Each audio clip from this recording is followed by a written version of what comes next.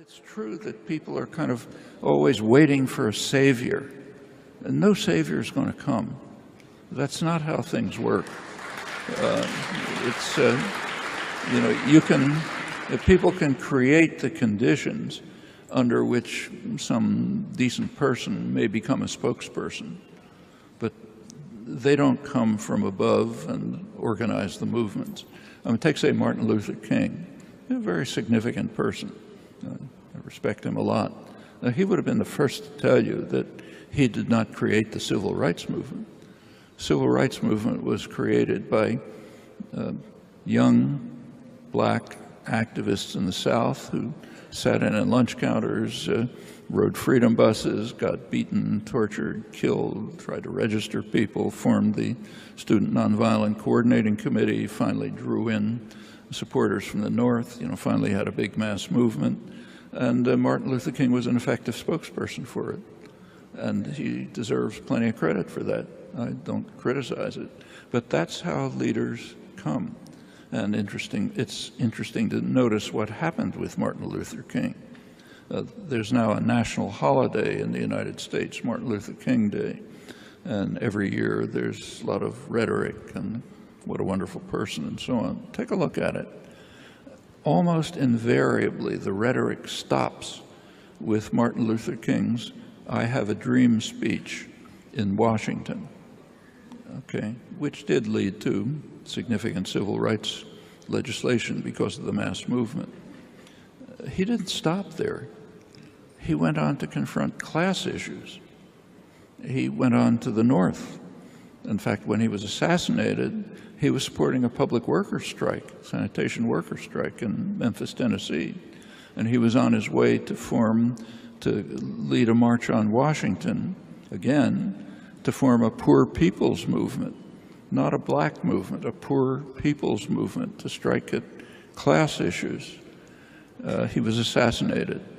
The march took place anyway, led by his widow. They did set up a tent city in Washington, Resurrection City. This is the most liberal Congress in American history. They let it stay there briefly, then they sent in the police in the middle of the night and smashed it up and drove everybody out of town. That part of Martin Luther King's history is gone. It's okay from the point of view of a Northern liberal. It's fine to attack racist sheriffs in Alabama, but don't look at what we're doing. That's not allowed. And there was not enough popular support for his later efforts to succeed. That's the fault of people like us who didn't do the things we should have done. It's not going to get a leader who'll save you unless you do the work. Then you can get spokespersons. Orwell is famous for his searching and sardonic critique of the way thought is controlled by force under totalitarian dystopia. But much less is known is his discussion of how similar outcomes are achieved in free societies. He's speaking, of course, of England, and he wrote that although the country is quite free, nevertheless, unpopular ideas can be suppressed without the use of force. Gave a couple of examples, provided a few words of explanation which were to the point. One particularly pertinent comment was his observation on a quality education in the best schools, where it is instilled into you that there are certain things that it simply wouldn't do to say, or we may add, even to think. One reason why not much attention is paid to this essay is that it wasn't published. It was found decades later in his unpublished papers. It was intended as the introduction to his famous Animal Farm, bitter satire of Stalinist totalitarianism. Why it wasn't published is apparently unknown, but I think perhaps you can speculate. One of the best descriptions of it, although he didn't understand what was going on, is George Orwell. He had no idea what was going on, but he was writing from the point of view of the Prüm militia, kind of semi-Trotskyite militia, and that's what he saw. So he didn't understand the anarchists at all. But he gave a very vivid portrayal of what it was like. So he'd never seen anything like that. Go through Barcelona, nobody's calling anyone sir. People are comrades. There's no hierarchy. People are participating. So I don't understand what it was. A lot of things I don't like, but it's something you just have to appreciate. Came back a couple months later, and he said it's totally different. You're back to the bowing and scraping the orders of Stalinist communist leadership had taken over, crushed the revolution. It was in the process of crushing the revolution with the support of the West and the support of Franklin. But that's, even from his skewed perspective, just as a perceptive human being, he saw something really important was happening here. I didn't think that 1984 was one of Orwell's best works. To tell you the truth, I could barely finish it. I thought it was kind of obvious and wooden. You know where it's going. He had some nice comments about newspeak and this and that, but it was good, useful phrases. But I didn't think it was much of a book. So what does it mean to be a liberal or a communist or anything else? I mean, the point that Orwell made, I mean, one way of trying to undermine independent thought and creative approaches to the world is to simply destroy the way of talking about things. So the words literally almost have no meaning. In fact, by now, just about every word that's used in political discourse has at least two meanings. A literal meaning and its opposite. And it's the opposite that's normally used. So take a contemporary debate that's going on right now. You see headlines in newspapers about a report on foreign fighters in Iraq. Condoleezza Rice announces that that there's an asked a question about how can we settle the problem in Iraq. So it's quite easy. Just keep the foreign fighters out, keep the foreign weapons out, and it'll all be settled. And nobody bats an eyelash. Are there 150,000 U.S. troops there? I mean, are they bringing in weapons? They're not foreign, because anything we do is not foreign. If we invaded Canada, they would be enemy combatants, and we would be there by right. So the concepts like aggression, invasion, terror, anything you mentioned doesn't exist. I mean, take democracy. George Bush was in Egypt yesterday, praising President Mubarak. I mean, Egyptians are writhing. At the same time, he's giving talks about how we have to promote democracy and so on. I mean, they just come from Saudi Arabia, the most extreme, one of the most extreme fundamentalist tyrannies in the world. See a picture of him with King Abdullah watching a horse show and so on and so forth. I mean, what are we to make of all of this? The terms for discussing things have been almost evacuated of content. It actually comes from Orwell, who made a distinction between what he called people and unpeople. People are those who count. Unpeople are those who are, they're not human. You can do anything to them you like.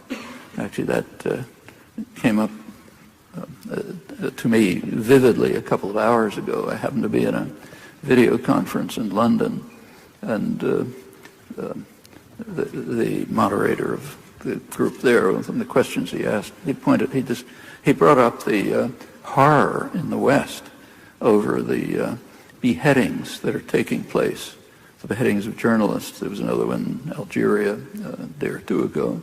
And he said, this is creating such extraordinary outrage in the West that we just have to do something about it. And he said, this was a pretty liberal group. He said, we recognize that U.S., British, Israeli atrocities are pretty awful. But even during the Israeli attack on Gaza, I mean, you didn't see things like beheadings, didn't you? In fact, during the Israeli attack on Gaza, if you look at the sectors of Gaza that were subject to really vicious, murderous attack, like Shufaya, after the attack kind of relented, people went in and were picking up pieces of bodies to try to identify who was murdered. All of that was reported. But he was correct. That didn't horrify the West. When we carry out atrocities like smashing people up so that their body parts are scattered around and you can't even identify who they were, that's not a crime. It can be a mistake. You're sometimes allowed to say it's a mistake. It's just like the drone assassination campaign, which undoubtedly does worse things than beheading to its victims. It's a mistake. Maybe it's a mistake, but it's not a crime. On the other hand, if ISIS, or whatever offshoot it is in Algeria, beheads people, that offends us to the heavens. And it is horrendous, undoubtedly, though it's a tiny fraction of what we and our clients do.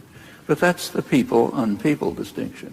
There's a relatively small number, almost infinitesimal, of people who fulfill the responsibility of intellectuals. They use their credibility, they use their access, they use their tools, et cetera, to try and discuss reality in a way that actually is consistent with human well-being and consistency and so on.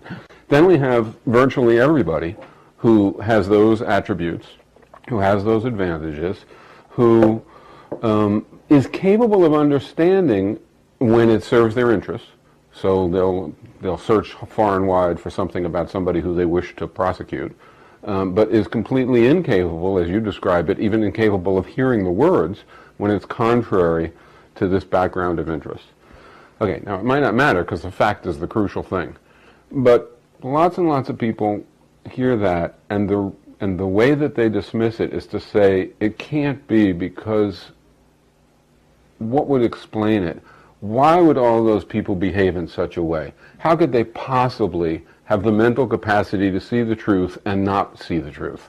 It must be the small number of people who are confused, not the large number of people. How do you answer that? Actually, Orwell had a word for it. He called it doublethink. Doublethink is the capacity to hold two contradictory ideas in mind and believe them both. That's practically a defining characteristic of intellectual history. Secondly, it is not, I'm not talking about the United States. As far as I know, this is close to historically universal. Right. No, I find very few exceptions. Right. And furthermore, it goes back to the earliest recorded history. Furthermore, every person who asks this question knows the answer. All they have to do is look at themselves. How many people have failed to go through an experience like, for example, when you're 6 years old and your little brother takes a toy and you want the toy and your mother's not looking and you're bigger than he is, so you grab the toy. And then the kid starts yelling and your mother comes in and she starts censuring you for taking the toy. And how do you answer? You say, yeah, I took the toy because I wanted it and he's smaller than me. Or do you say, look, he didn't want the toy anyway, and besides it was mine, and he really stole it from me, so I was right. In other words, can you know anybody? Can you know who anybody who hasn't gone through such experiences in their life? And you get the second answer, not the first. Yeah, so we all know the answer to the question. Right. There are ways, easy ways, to rationalize whatever happens in a usually complicated world so as to protect yourself. Furthermore, the fact that intellectuals act like this is close to tautology. You don't become a respected intellectual unless you do this kind of thing, not like Kissinger, just servility of the master, but because you internalize it.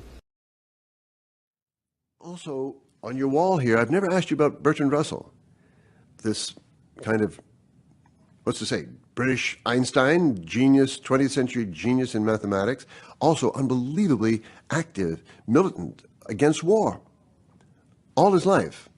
He stayed in William James's house in Cambridge in 1896 when he was 20 years old, and he was out in Trafalgar Square in 1962 saying, why does Jack Kennedy want to blow up the world? What's your connection? Well, first of all, I've been very much interested in his philosophical and logical work, but the other is exactly what you're describing, his dedication to serious causes. In World War I, he was in jail protesting the war. He was pretty much excluded from polite British society as a result. And then again, as you say, he was demonstrating in his late 70s, early 80s in Trafalgar Square and about the Vietnam War and nuclear war. In fact, he was asked then, I think late 50s, he was asked once, why are you wasting your time with CND demonstrations when you could be working on logic and philosophy and doing something of lasting significance? And his answer wasn't bad. He said, if I'm not out there demonstrating, there won't be any around to read the logic and philosophy. That's a pretty good response.